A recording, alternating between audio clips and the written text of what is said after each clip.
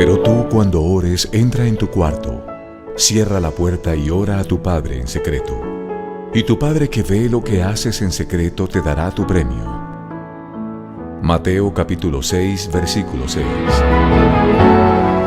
La Comunidad Cristiana de Crecimiento Integral y su pastor Jairo Cruz te invitan a escuchar el Manual del Maestro, la instrucción de vida.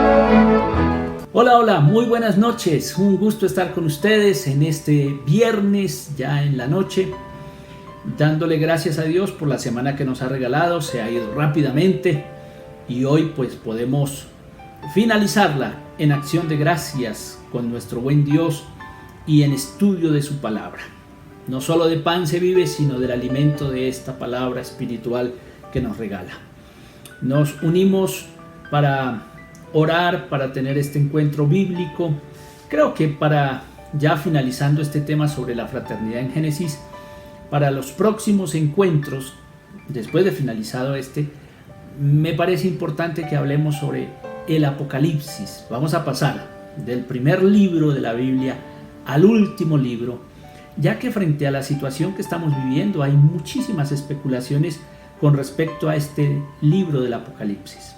Pues va a ser muy interesante poder caminar con él, poder estudiarlo y poder entenderlo, porque la verdad es que el Apocalipsis es una de las literaturas más mal comprendidas en el pueblo cristiano y bien vale la pena echarle una mirada, que es una literatura de muchísima esperanza, de mucha bendición.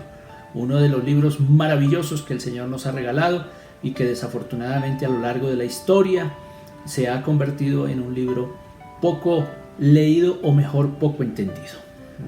Seguimos clamando a Dios por los 180 países. En Colombia estamos teniendo unos índices de contagio bastante fuertes. Latinoamérica se ha convertido en el epicentro de la pandemia del COVID-19 y tristemente nuestro país está ocupando a veces en el día segundo lugar después de Brasil en niveles de contagio. Entonces no podemos bajar la guardia, tenemos que seguir cuidándonos y tenemos que seguir buscando la ayuda de nuestro buen Dios.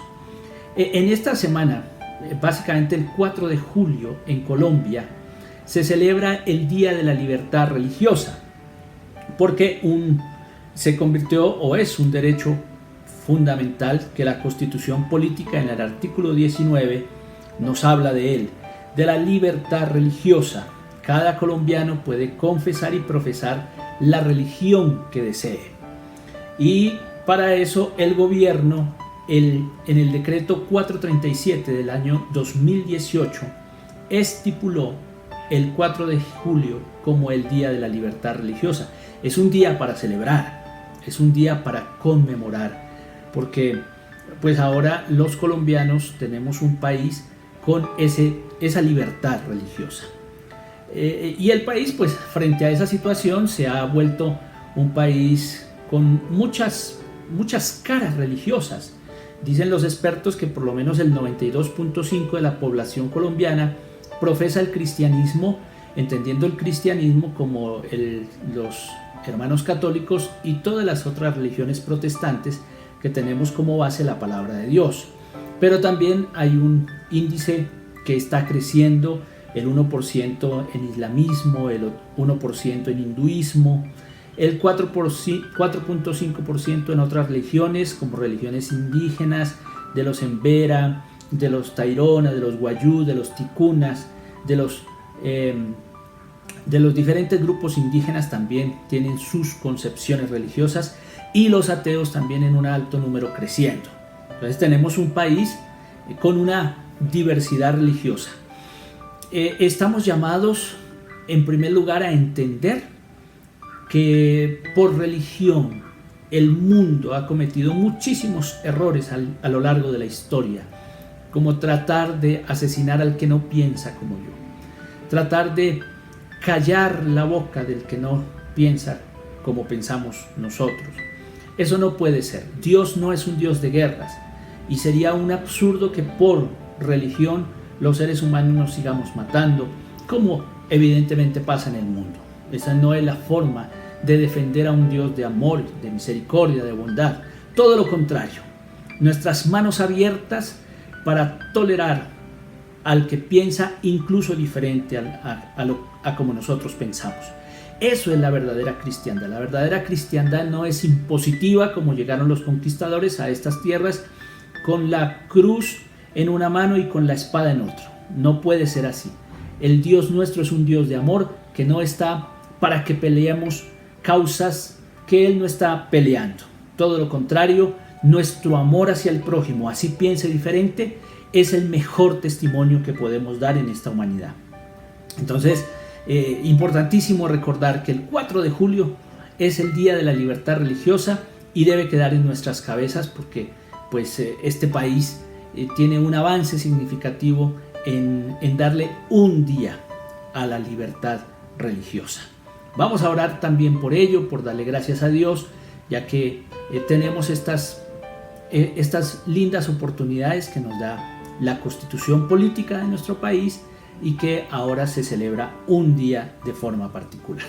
Además, pues creo que es día de orar también por algunas personas que nos han escrito al WhatsApp de la iglesia, como por ejemplo nos piden oración por Steven Israel Villalba, por Kenneth Torres, Leonardo Avellaneda, por Vilma, por Humberto Tarquino, por Silena, por Carlos Padilla, por Adriana Delgado, Cristina Coronado, Carlos Nieto, Jessica, Paola Martínez, José López. Vamos a orar por ellos por salud, que el Señor nos los guarde, nos los restaure y cada día estén mejor de salud. Y oraremos también por aquellos que viven en la lucha diaria. Una gratitud y un saludo muy especial a todos los que están trabajando en hospitales, con enfermeras, médicos y todo ese personal que tanto se esfuerza para ayudarnos a nosotros en estos momentos de COVID-19 y de cualquier otra enfermedad. Diana Gutiérrez, Lady, Giovanni Sanabria, Carlos Arena, Davis Barrios, Luz Marina, Diana Carlos y Rubén Muñoz. Oramos por ellos. Y oramos también por otras personas y otras necesidades como Alberto Escobar, Manuel Carrión, Jefferson Narváez, personas por las que vamos a orar. Aquí tenemos necesidades de salud, necesidades de protección, necesidades laborales y bueno, también coloquemos esa necesidad tuya delante de la presencia del Señor. Vamos a orar. Señor, en esta noche, una vez más venimos a tu presencia. Y como siempre en nuestro devocional, oramos, levantamos un clamor a ti. Sí, Padre, venimos a interceder a favor del mundo, porque estamos preocupados, estamos con angustia, Señor. Y es que cada día tenemos más problemas y más contagios del COVID-19.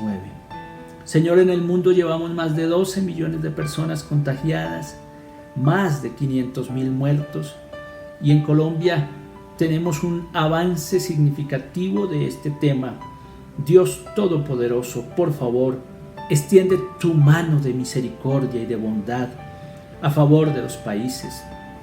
Guía a los científicos, Señor, para que pronto encuentren una salida a esta situación complicada. Danos la disciplina y la sabiduría a todos los pueblos y a nosotros los seres humanos para caminar con cuidado, para caminar con las justas medidas de cuidado, Señor, en el área física, distanciamientos físicos, Señor, uso del tapabocas, lavamanos, que lo podamos hacer con responsabilidad para cuidarnos a nosotros y cuidar a nuestro prójimo, Dios Todopoderoso. Y te rogamos por estas peticiones que acabo de mencionar, porque tu misericordia, porque tu bondad estén con las personas que están viviendo una situación particular, Señor. Levantamos nuestra voz, levantamos nuestro clamor delante de ti, Señor, y te pedimos que tu amor, tu bondad, tu misericordia nos arrope y nos ayude a vivir la vida. En el nombre glorioso de Jesús de Nazaret. Amén y amén. Amén. Que el Señor nos ayude, que el Señor nos fortalezca y nos bendiga con su compañía. Muy bien, no olvidemos también que mañana tenemos un Zoom de parejas a las 6:30 de la noche. 6:30 de la tarde, pues ya casi noche. usted debe inscribirse al WhatsApp de la iglesia para que pueda participar con su esposo, con su esposa, con su pareja. Por favor, hágalo, vamos a tener un tiempo bien bonito, de mucha bendición. No se lo pierda por nada del mundo. Y a las 8 de la noche tenemos un Zoom en vivo sobre todo este devocional, sobre la semana, lo que hemos visto, lo que hemos analizado, la apasionante historia de José y de sus hermanos, las preguntas que hayan quedado o los comentarios y cómo podemos llevar esta palabra a aplicarla día a día. Por hoy nos vamos a encargar de Génesis capítulo 46, que tiene una historia muy interesante y es el encuentro de Jacob con su hijo José. Vamos a adentrarnos. El capítulo 46 podríamos dividirlo en 3 partes. La primera parte va del versículo 1 al versículo 7, que la vamos a leer en un momento, y en esta es como Jacob y toda su familia se desplazan hacia Egipto. Estos primeros 7 versículos nos van a comentar ese tema.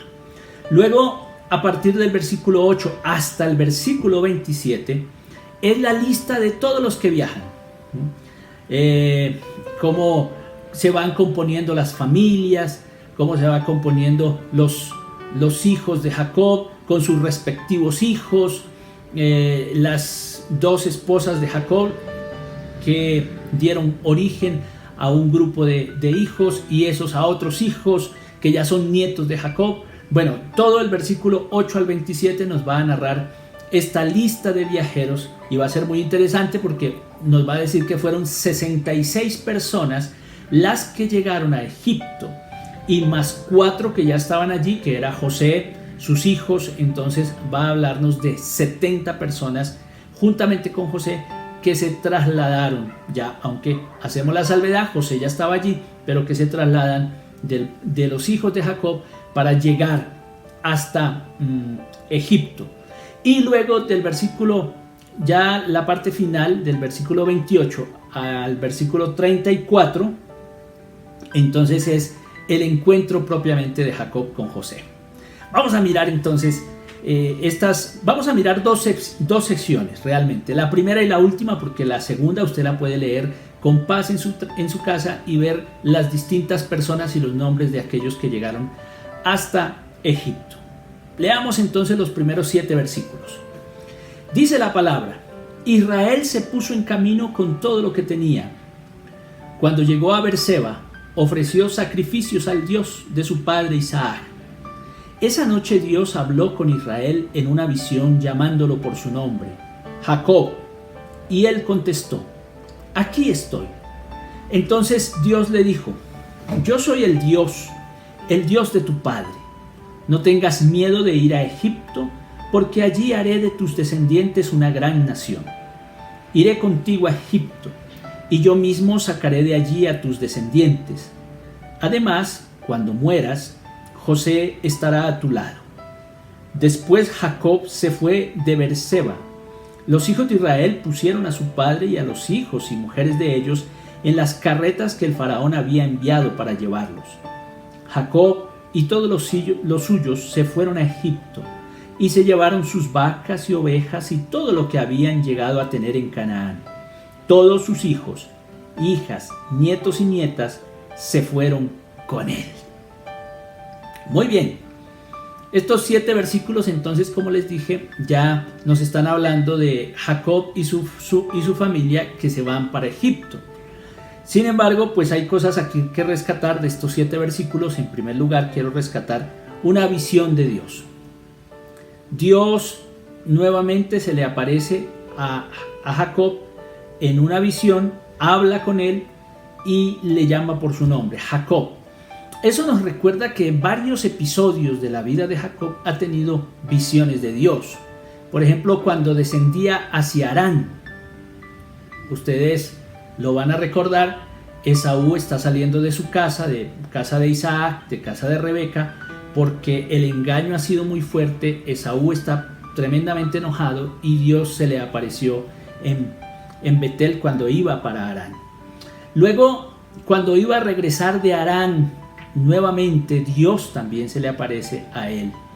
Y ahora en esta subida o en este ir a Egipto, también se le aparece Dios, también se le revela a Dios. Siempre en todas las apariciones que Dios tiene con Jacob, hay un hilo conductor de ellas, y es la promesa de acompañarlo y volverlo a traer. Yo iré contigo y vas a volver. Solamente que esta, la de Egipto, es una en la que Dios le dice que va a ir, pero que cuando regresen ya él no va a estar, ya él habrá muerto, que su hijo José cerrará sus ojos. Entonces la promesa es que te voy a acompañar, pero va a llegar un momento en que hay un tránsito entre una persona que ya tiene que desaparecer de la historia para darle origen a otros, y eso es lo que está diciéndole el Señor. Entonces te voy a acompañar, y así como te he acompañado a ti, voy a acompañar a los descendientes que tengas. Esa es como algo muy interesante. Segundo, la promesa de ser un pueblo grande. También Dios se lo ha dicho a Israel o a Jacob, ya vamos a ver.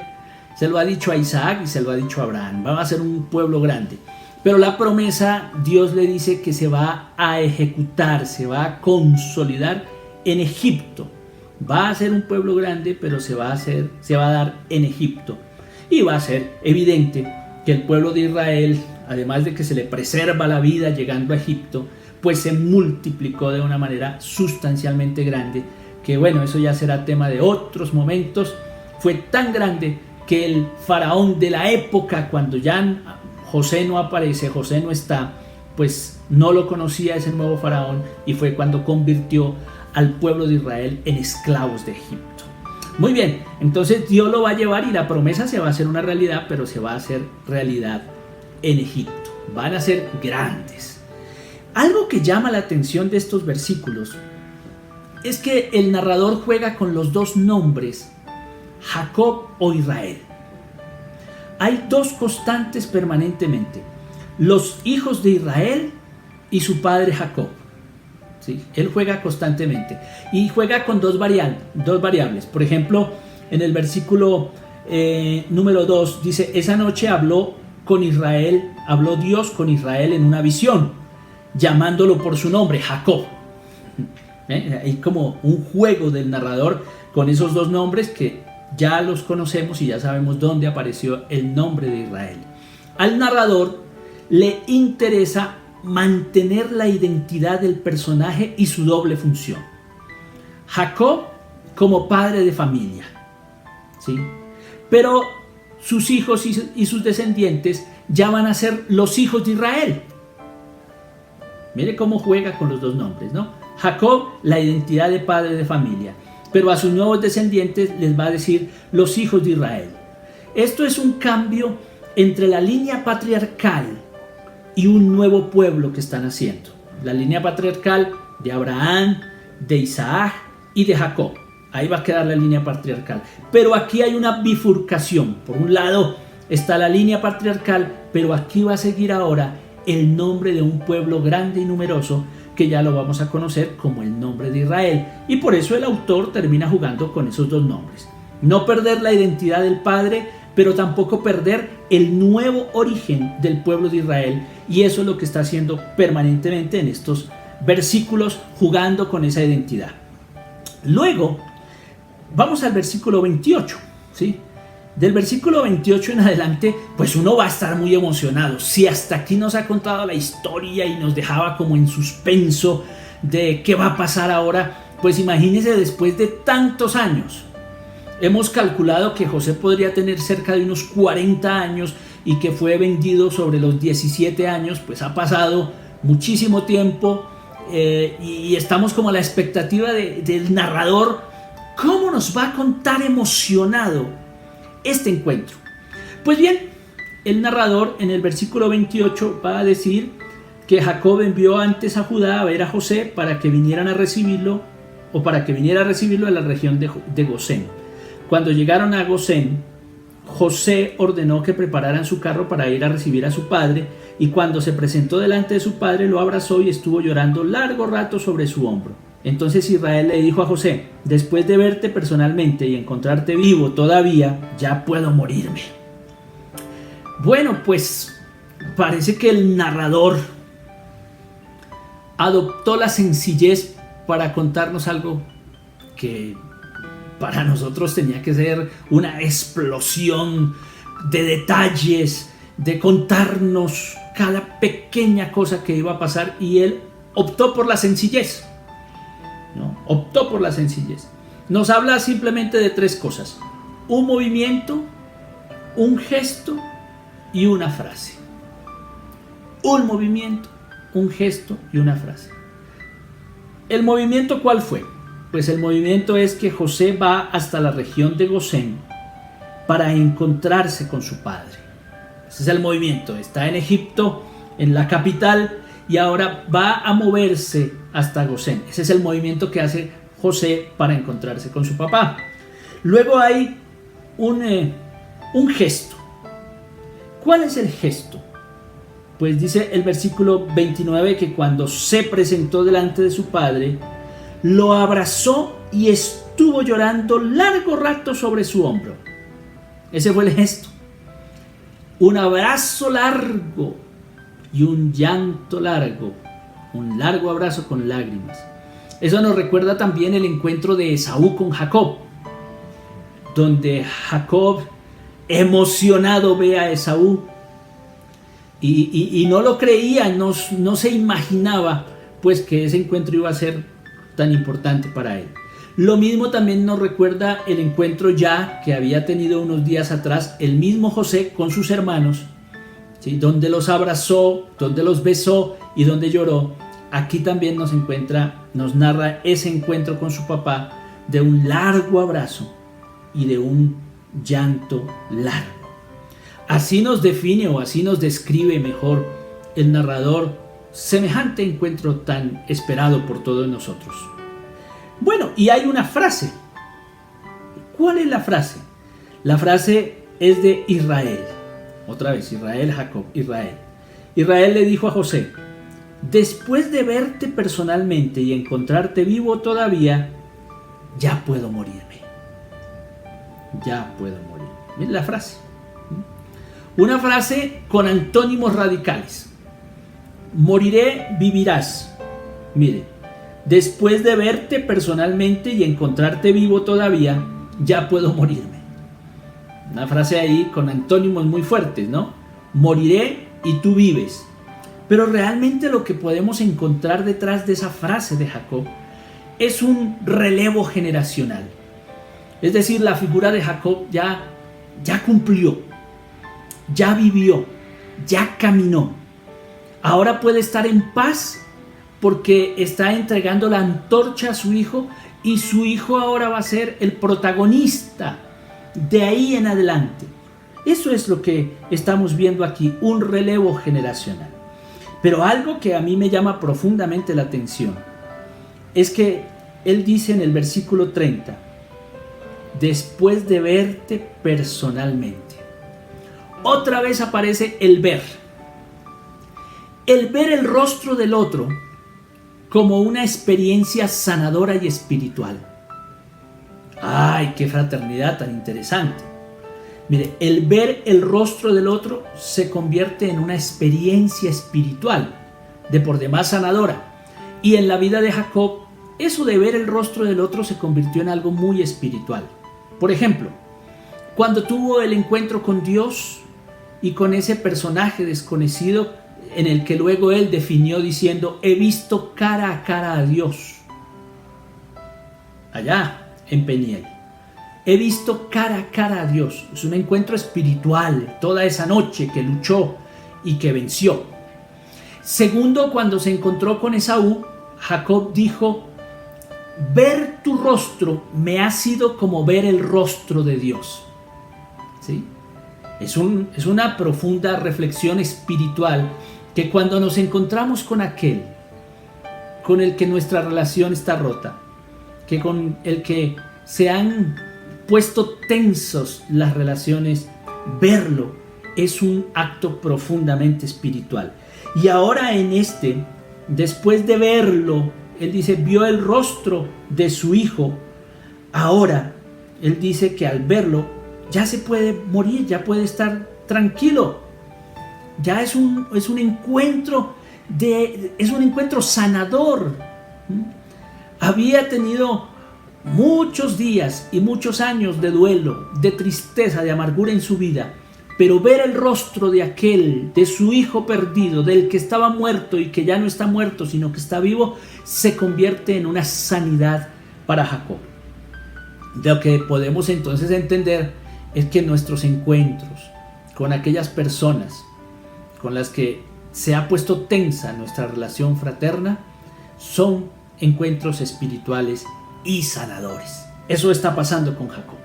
El ver el rostro de Dios, de Esaú y ahora de su hermano, son encuentros espirituales que le han dado un nuevo aire a su vida. Pues bien, y lo último que quisiera resaltar aquí es la imagen al ver ese rostro. Jacob tiene en su cabeza una imagen de José, un muchacho vestido de túnicas, de una túnica elegante que él le había dado, un muchacho imprudente que estaba en rencilla con sus hermanos por la imprudencia, por sus sueños, por no saber ser cuidadoso, porque era el metido que le traía todos los cuentos de sus hermanos al papá. Esa sería la imagen que preservaría Jacob de su hijo José. Pero ahora la imagen se renueva. ¿Y por qué se renueva? Pues se renueva por un José que es el amo de todo Egipto. Se renueva por un José que es el gran señor de Egipto.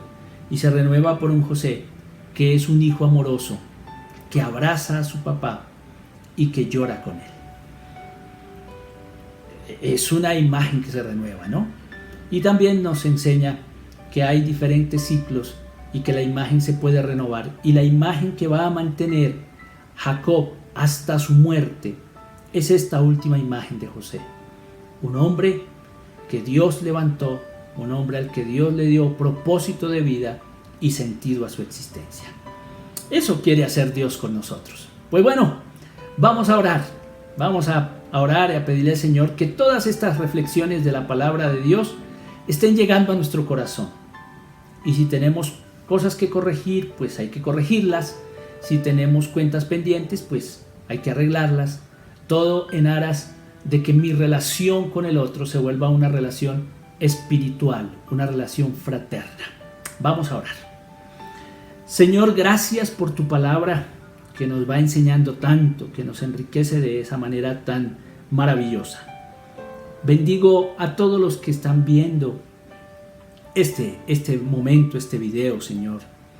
Te ruego que les ayudes, que puedas acompañarles como acompañaste a Jacob en el trasegar de la vida, que puedas restaurarlos como restauraste a José y a sus hermanos en ese trasegar de la vida, que puedas sanar los corazones heridos, levantarnos, Señor, y permitirnos mirar hacia el futuro con un futuro distinto, que nuestras imágenes sean imágenes de victoria, de triunfo, de salir adelante, pero en especial, por favor, Señor, con nuestros defectos, con nuestras debilidades, con nuestras flaquezas y nuestras fortalezas. Acompáñanos en esta travesía de vivir. Muchas gracias, buen Dios.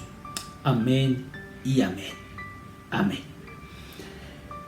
Muy bien.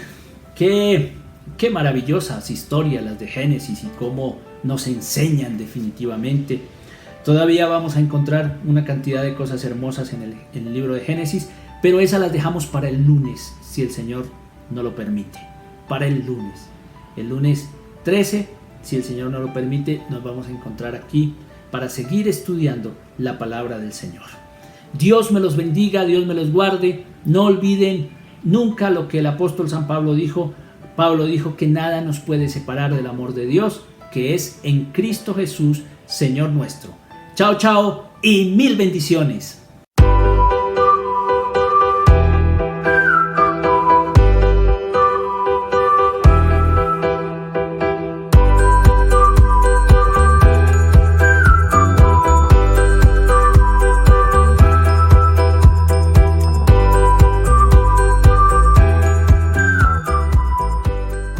El Manual del Maestro.